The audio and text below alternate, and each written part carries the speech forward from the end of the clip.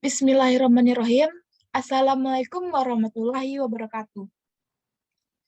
Nah, kali ini saya akan membahas tentang struktur sistem operasi yang diberikan oleh dosen saya, yaitu dosen sistem operasi yang bernama Bapak Hidra Amnur.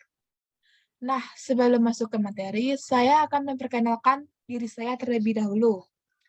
Perkenalkan, nama saya Fadila Anggraini dengan NIM 2101092006. Nah, teman-teman udah pada tahu kan nama saya siapa? Nah, sekarang mari kita saksikan presentasi yang saya bahas tentang struktur-struktur sistem operasi. Struktur sistem operasi yaitu ada komponen sistem, pelayanan sistem operasi, sistem calls, program sistem, struktur sistem, virtual machine, sistem design dan implementation, sistem generation.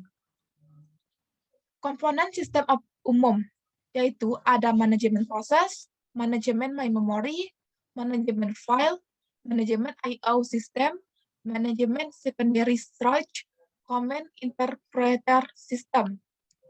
Yang pertama yaitu manajemen proses. Proses adalah sebuah program yang sedang dijalankan atau eksekusi. Suatu proses memerlukan resources pada saat eksekusi, seperti CPU time, memori, files, dan I/O devices. Sistem operasi bertanggung jawab terhadap aktivitas yang berhubungan dengan manajemen proses, seperti proses creation dan deletion, proses suspension atau block, dan resumption. Mekanismenya yaitu sinkronisasi antar proses, komunikasi antar proses. Yang kedua yaitu manajemen main memory. Memori sebagai tempat penyimpanan instruksi atau data dari program. Storage yang cepat sehingga dapat mengimbangi kecepatan eksekusi instruksi CPU. Terdiri dari array of words atau bytes yang besar. Address digunakan untuk mengakses data atau search oleh CPU dan I/O devices. Umumnya, my memory bersifat volatile atau tidak permanen. Isinya akan hilang jika komputer dimatikan. Manajemen memori ini untuk melacak pemakaian memori atau siapa dan berapa besar. Yang kedua, memilih program mana yang akan di-load ke memori. Yang ketiga, alokasi dan dealokasi memori fisik untuk program. Yang ketiga yaitu manajemen secondary storage. Secondary storage adalah penyimpanan permanen. Kapasitasnya harus besar untuk menyimpan semua program dan data. Secondary storage dapat dijadikan backup storage main memory supaya dapat dijalankan banyak program. Umumnya menggunakan magnetic disk atau hard disk. OS bertanggung jawab untuk manajemen disk, manajemen ruang kosong, alokasi storage, penjadwalan disk. Yang keempat yaitu manajemen I/O system, sering disebut device manager, menyediakan device driver yang umumnya sehingga operasi I/O dapat seragam atau obtain read write clause. Contohnya yaitu user menggunakan operasi yang sama untuk read file pada hard disk, CD-ROM, dan floppy disk sama. Komponen OS untuk sistem I/O yaitu pertama buffer, menampung sementara data dari atau ke I/O devices. Yang kedua spooling, yaitu melakukan scheduling pemakaian I/O sistem supaya lebih efisien antrian tersebut. Yang ketiga yaitu menyediakan driver untuk dapat melakukan operasi rinci atau detail untuk hardware I/O tertentu. Yang seterusnya yaitu manajemen file. File adalah kumpulan informasi yang berhubungan atau sesuai dengan tujuan pembuat file tersebut.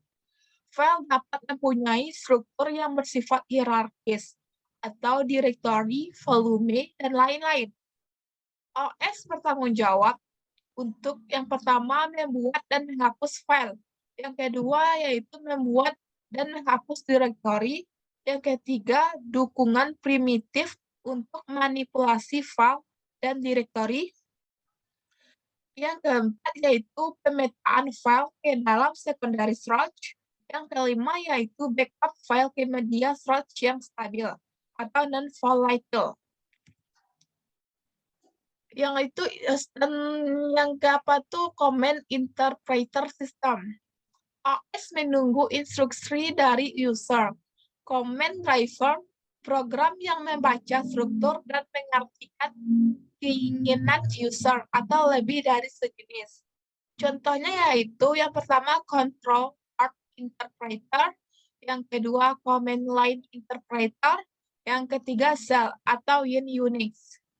Sangat bervariasi dari suatu OS ke OS yang lain dan disesuaikan dengan tujuan teknologi I/O devices yang ada.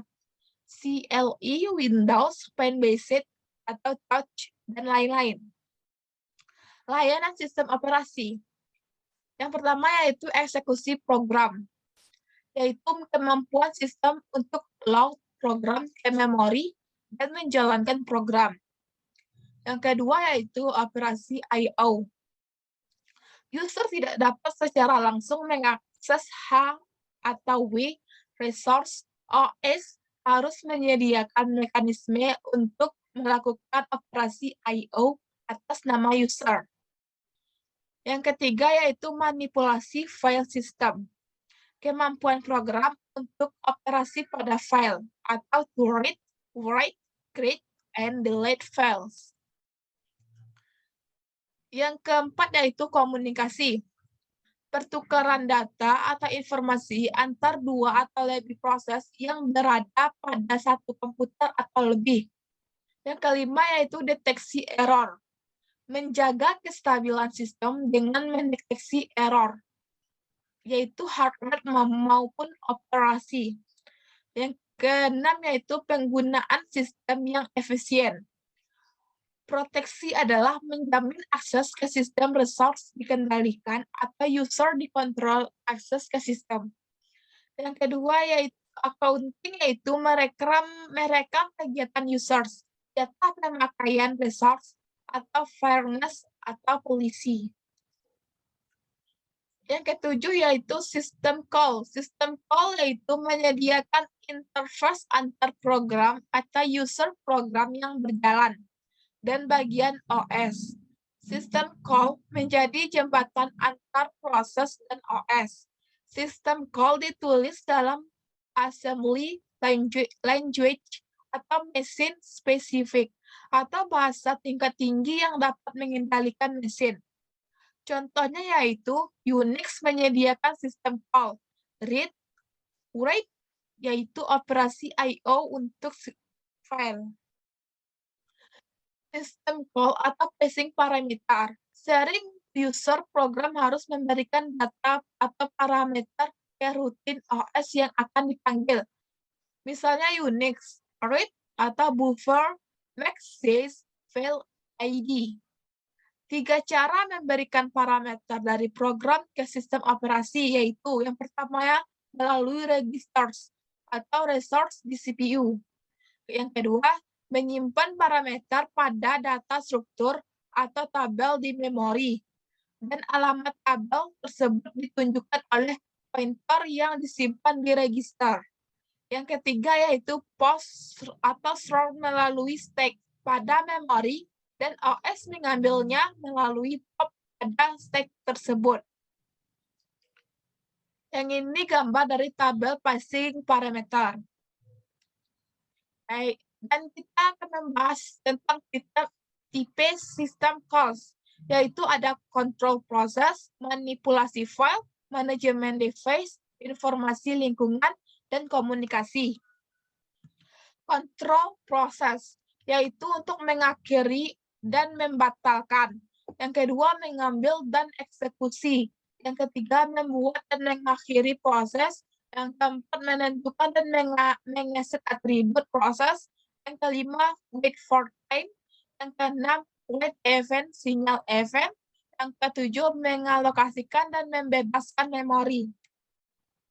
Yang ini gambar dari eksekusi MS-DOS. Dan yang ini kita bisa melihat gambar dari Unix menjalankan multiple program. Manipulasi file, yaitu untuk membuat dan menghapus file, membuka dan menutup file, membaca, menulis, dan mereposisi file, menentukan dan mengeset atribut file. Manajemen device, yaitu meminta dan membebaskan device, membaca, menulis, dan mereposisi device, menentukan dan mengeset atribut device. Informasi lingkungan. Informasi lingkungan yang pertama yaitu mengambil atau mengeset waktu atau tanggal. Yang kedua, mengambil atau mengeset sistem data. Yang ketiga, mengambil atau mengeset proses, file, atau atribut-atribut device.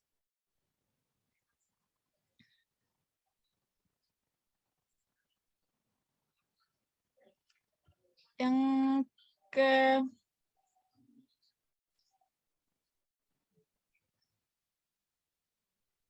komunikasi, yang yaitu untuk membuat dan menghapus sambungan komunikasi. Yang kedua, mengirim dan menerima pesan. Yang ketiga, mentransfer status informasi.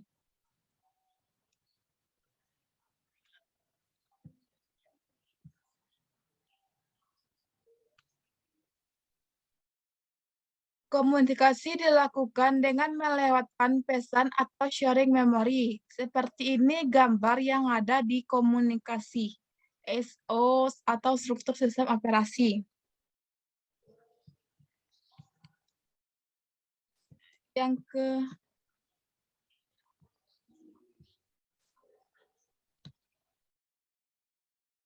program sistem. Program sistem itu menyediakan kemudahan pembangunan program dan eksekusi.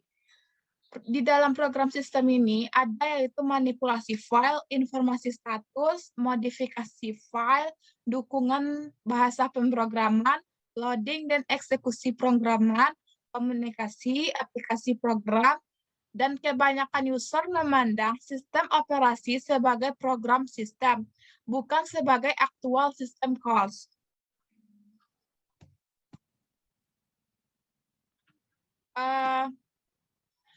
Yaitu struktur monolitik, tidak terstruktur secara jelas, kumpulan program yang menggunakan langsungan resource hardware, terdapat program-program yang mewakili fungsi OS, prosesor manajemen, memori, dan manajemen. OS awal suatu kesatuan proses di mana kontrol berpindah dari program-program tersebut atau prosedur calls. Program user atau proses menjadi satu bagian rutin dari loop. Program utama jika tidak melakukan fungsi OS, user program dijalankan call dari OS atau eksekusi pada user mode akan berhenti. Yang terdapat dalam user program ini yaitu timeout atau timer interrupt, kembali ke OS atau service, interrupt atau hardware. Pendekatan sederhana atau kernel. Struktur terbatas pada dua layar. Sistem program adalah bagian OS yang dibangun di atas kernel extended machine. Kernel yaitu operasi vital yang penting dan melindungi resource hardware. Semua service untuk user proses melalui mekanisme sistem call. Tugas utama kernel yaitu menyediakan fasilitas untuk multi-programming atau multitasking, di mana proses-proses dapat berjalan serentak atau konsulen dan terpisah. Unix, yaitu berdiri pada tahun 1978, menggunakan pendekatan rancangan sederhana dengan dukungan H atau W yang terbatas, atau PDP-11. Ini adalah gambaran dari sistem struktur Unix.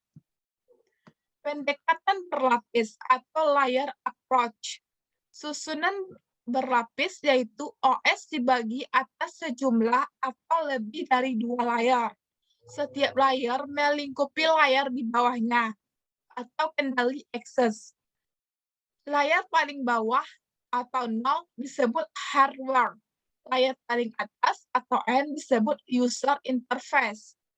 Rancangan modular yaitu layar disusun sehingga setiap fungsi atau operasi layar atas akan menggunakan servis pada layar bawah.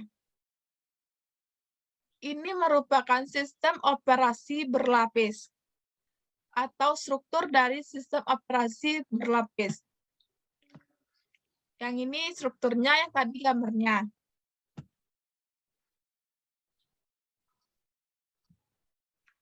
Yang itu virtual machine. Misalkan terdapat sistem program. Kontrol program yang mengatur pemakaian resource hardware. Kontrol program sama dengan trap system call tambah hardware access. Kontrol program memberikan fasilitas reproses user, yaitu untuk mendapatkan jatah CPU dan memori. Menyediakan interface atau identik dengan apa yang disediakan oleh hardware. Sharing devices untuk berbagai proses. Virtual machine yaitu kontrol program yang minimal. VM memberikan ilusi multitasking seolah-olah terdapat prosesor dan memori eksklusif digunakan atau virtual machine. VM memilih fungsi multitasking dan implementasi extended machine atau tergantung user proses adalah fleksibel dan lebih mudah untuk maintain atau proteksi. Yang ini merupakan model sistem VM atau virtual machine. Jika setiap user diberikan satu virtual machine, adalah user bebas untuk menjalankan OS atau kernel yang diinginkan pada VM tersebut. Potensi lebih dari satu OS dalam satu komputer, contohnya yaitu IBM VM 370 menyediakan VM berbagai OS, CMS atau interaktif, MFS, CICS, dan lain-lain. Problemnya yaitu yang pertama sharing disk, yaitu setiap OS mempunyai file system yang mungkin berbeda. IBM Virtual Disk atau MIDI disk yang dialokasikan untuk user melalui VM. Java Virtual Machine. Program Java dikompil pada platform neutral bytecodes yang dieksekusi oleh Java Virtual Machine atau JVM. JVM terdiri dari yang pertama class loader, yang kedua class verifier, yang ketiga runtime interpreter, yang keempat compiler just in time atau JIT meningkatkan kinerja. Yang ini merupakan struktur dari virtual machine. Model client server. Implementasi fungsi OS atau extended machine dapat menjadi bagian dari user process atau client. Request service ke server, proses, atau kernel. Kernel terdiri dari server, file, memori, I/O, dan lain-lain yang melayani request dari klien proses. Akses ke hardware harus melalui server proses dari kernel yang mengontrol hardware tersebut. Proses, partisi, dan struktur yang sangat jelas atau interface dan fungsional. Konsekuensinya yaitu lambat atau komunikasi antar klien dan server. Tidak efisien dalam menggunakan resource. Yang ini merupakan struktur dari Windows NT atau client server struktur. Perancangan sistem. Tujuan dari perancangan sistem yaitu tujuan user. Sistem operasi mudah digunakan, mudah dipelajari, handal, aman, dan cepat. Tujuan untuk sistem yaitu sistem operasi mudah didesain, diimplementasikan, dan dikelola. Memiliki fleksibilitas, handal, dan bebas. Kesalahan dari efisien. Implementasi sistem. Secara tradisional ditulis dalam bahasa assembly. Saat ini sistem operasi dapat ditulis dalam bahasa tingkat tinggi. Kode yang ditulis dalam bahasa tingkat tinggi, yang pertama kode written in high level language. Dapat ditulis secara cepat, lebih kompak, dan lebih mudah dipahami dan debug. Sistem operasi jauh lebih mudah untuk di-port atau dipindahkan ke hardware lain jika ditulis dalam bahasa tingkat tinggi. Sistem generation atau sysgen. Sistem operasi didesain untuk dijalankan pada berbagai kelas mesin. Sistem harus dikonfigurasi untuk setiap komputer secara spesifik. Program sysgen memiliki informasi dalam mengkonfigurasi sistem hardware secara spesifik. Booting awal komputer diaktifkan dengan melakukan loading karena baud rate program kode yang disimpan di ROM yang dapat ditempatkan pada kernel, di-load ke memori, dan memulai eksekusi. Itulah presentasi yang Bapak sampaikan. Kurang dan lebih saya mohon maaf apabila ada kesalahan. Saya mohon maaf wabillahi taufik wal hidayah. Wassalamualaikum warahmatullahi wabarakatuh.